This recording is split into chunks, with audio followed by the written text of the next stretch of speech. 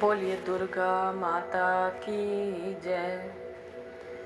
Welcome to motivational club house of Nehanjali. हम आपको सुनाने जा रहे हैं भगवती श्री दुर्गा की कथा। भगवती श्री दुर्गा की कथा सुनाएंगे और इसी प्रकार से और भी देवियों की आपको कथा सुनने को मिलेगी। तो आइए शुरू करते हैं। अगर आप चैनल पर न्यू हैं तो प्लीज़ चैनल को सब्सक्राइब कीजिए। वीडियोस पसंद आती हैं तो लाइक और शेयर जरूर करें। तो सुनते हैं श्री भगवती दुर्गा की कथा।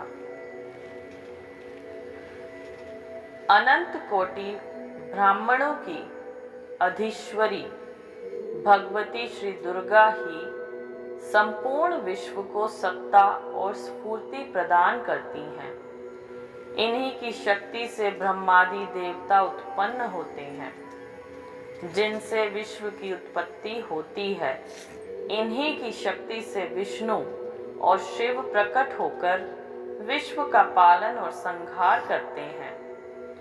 ये ही गोलोक में श्री राधा, साकेत में श्री सीता, क्षीर सागर में लक्ष्मी, दक्ष कन्या सती तथा दुर्गति नाशिनी दुर्गा हैं।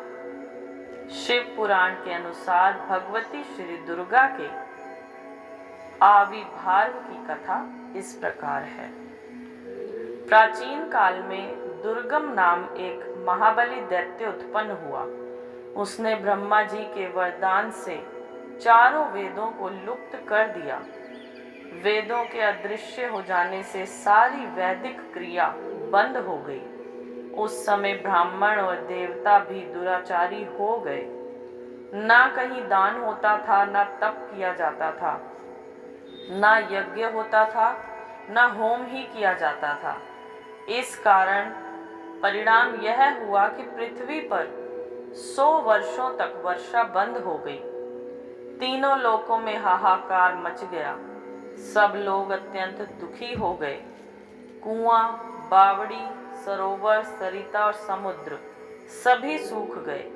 सभी लोग भूख प्यास से संतप्त होकर मरने लगे। प्रजा के महान दुख को देखकर सभी देवता महेश्वरी योग माया की शरण में गए। देवताओं ने भगवती से कहा, महामाये, अपनी सारी प्रजा की रक्षा करो। सभी लोग अकाल पड़ने से, भोजन और पानी के अभाव से चेतनाहीन हो रहे हैं। तीनों लोकों में त्राही त्राही मची है। माँ, जैसे आपने शुंभ निशुंभ, चंड मुंड, रक्तबीज, मधुकैटभ तथा महिष आदि असुरों का वध करके हमारी रक्षा की थी, वैसे ही दुर्गमासुर के अत्याचारों से हमारी रक्षा कीजिए। देवताओं की प्रार्थना सुनकर कृपामयी देवी ने उन्हें अपने अत्यंत नेत्रों से युक्त स्वरूप का दर्शन कराया। तदंतर पराअंबा भगवती ने अपने अनंत नेत्रों से अश्रु जल की सहस्त्रों धाराएं प्रवाहित की। उन धाराओं से सब लोग तृप्त हो गए और समस्त औषधियां भी सिंच गईं। सरिताओं और समुद्रों में अगाध जल भर गया। पृथ्वी पर शाक और फल, मूल के अंकुर उत्पन्न होने लगे। देवी की इस कृपा से देवता और मनुष्यों सहित सभी प्राणी तृप्त हो गए। उसके बाद देवी ने देवताओं से पूछा, अब मैं तुम लोगों का और कौन सा कार्य सिद्ध करूं?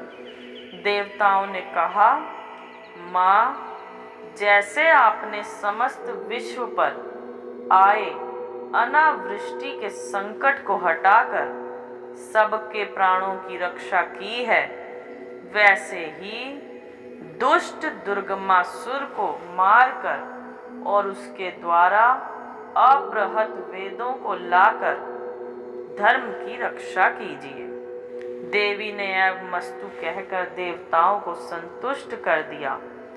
देवता उन्हें प्रणाम करके अपने स्थान को लौट गए। तीनों लोकों में आनंद छा गया। जब दुर्गमासुर को इस रहस्य का ज्ञान हुआ तब उसने अपनी आसुरी सेना को लेकर देवलोक को घेर लिया।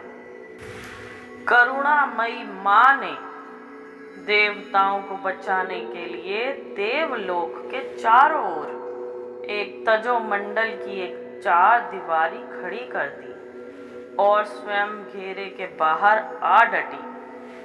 देवी को देखते ही दैत्यों ने उन पर आक्रमण कर दिया। इसी बीच देवी के दिव्य शरीर से काली, तारा, छिन्नमस्ता, श्रीविद्या, भुवनेश्वरी, भैरवी, बगलामुखी, धूमावती, त्रिपुर सुंदरी और मातंगी, ये 10 महाविद्याएं अस्त्र शस्त्र लिए निकली तथा असंख्य मातृकाएं भी प्रकट हुईं। उन सब ने अपने मस्तक पर चंद्रमा का मुकुट धारण कर रखा था। इन शक्तियों ने देखते ही देखते दुर्गमासुर की 100 अक्षौहिणी सेना को काट डाला। इसके बाद देवी ने दुर्गमासुर का अपने तीखे त्रिशूल से वध कर डाला और वेदों का उद्धार कर उन्हें देवताओं को दे दिया। दुर्गमासुर को मारने के कारण उनका दुर्गा नाम प्रसिद्ध हुआ। शताक्षी और शाकंभरी भी उन्हीं के नाम हैं। दुर्गति नाशिनी होने के कारण वे दुर्गा कहलाती हैं। बोलिए दुर्गा माता की जय। आइए अब सुनाते हैं भगवती श्री लक्ष्मी की कथा। बोलिए भगवती श्री लक्ष्मी की जय। देवी की जितनी भी शक्तियां मानी गई हैं उन सब की मूल भगवती लक्ष्मी ही हैं। ये ही सर्वोत्कृष्ट पराशक्ति हैं। श्री लक्ष्मी जी की अभिव्यक्ति 2 रूपों में देखी जाती है, श्री रूप में और लक्ष्मी रूप में। ये 2 होकर भी एक हैं और एक होकर भी 2 हैं।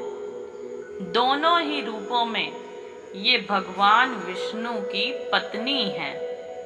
इनकी थोड़ी सी कृपा प्राप्त करके व्यक्ति वैभववान हो जाता है।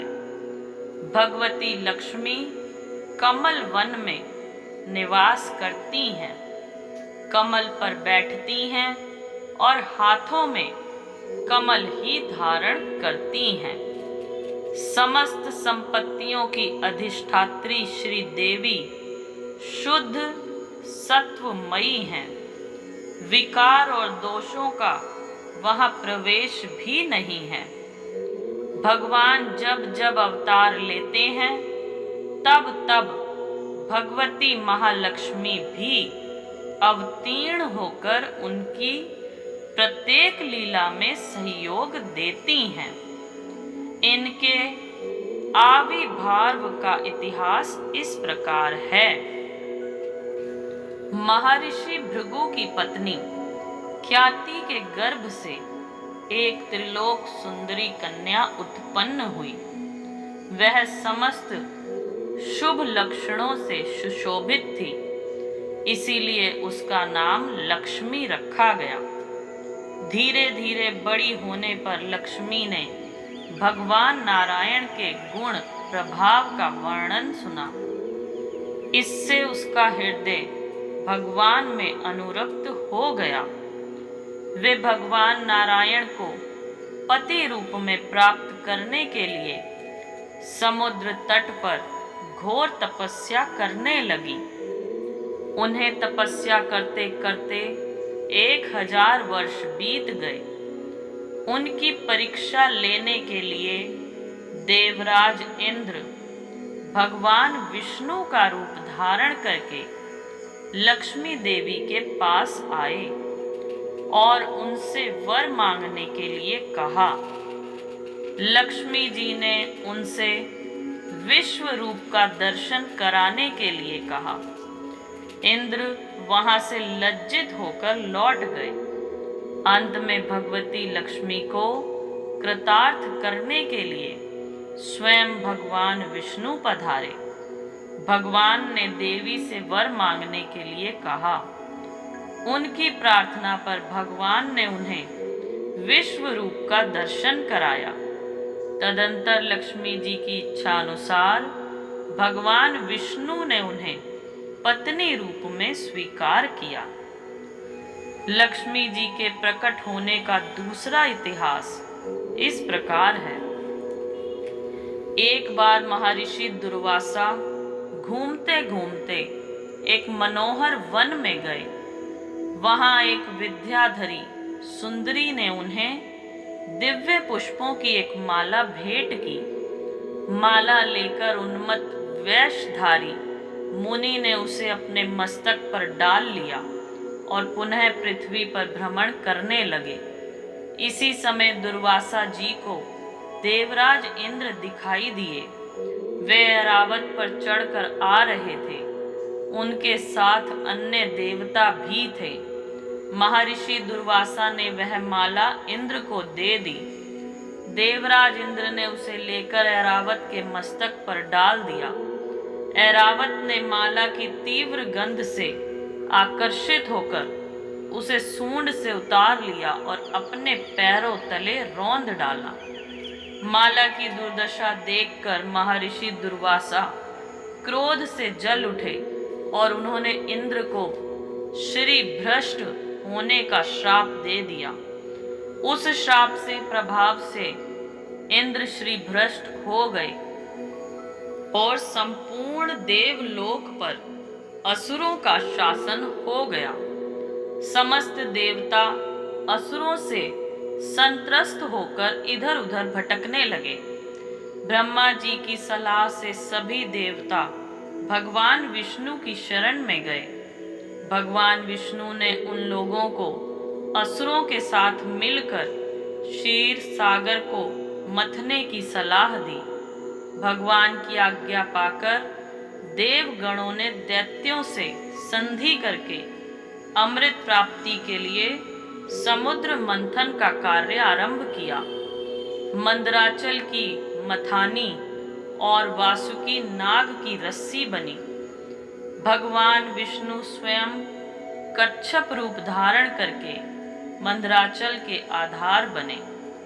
इस प्रकार मंथन करने पर क्षीर सागर से क्रमशः कालकूट विष, कामधेनु, उच्चे श्रवा नामक अश्व, ऐरावत हाथी, कौस्तुभ मणि, कल्प वृक्ष, अप्सराएं, लक्ष्मी, वारुणी, चंद्रमा, शंख, शांग, धनुष, धन्वंतरी और अमृत प्रकट हुए। क्षीर समुद्र से जब भगवती लक्ष्मी देवी प्रकट हुई तब वे खिले हुए श्वेत कमल के आसन पर विराजमान थीं। उनके श्रीअंगों से दिव्य कांति निकल रही थी। उनके हाथ में कमल था। लक्ष्मी जी का दर्शन करके देवता और महर्षि गण प्रसन्न हो गए। उन्होंने वैदिक श्री सूत का पाठ करके लक्ष्मी देवी का स्तवन किया। सबके देखते देखते वे भगवान विष्णु के पास चली गईं। बोलिए लक्ष्मी माता की जय। तो ये थी लक्ष्मी माता की कथा। इसके बाद हम आपको और भी देवियों की कथा सुनाएंगे। अगर आप सुनना चाहते हैं सभी देवियों की कथाएं तो प्लीज़ चैनल को सब्सक्राइब कीजिए, वीडियो को ज़्यादा से ज़्यादा शेयर कीजिए और अगर वीडियोस पसंद आती हैं तो लाइक कीजिए। Thank you so much. जय माता दी।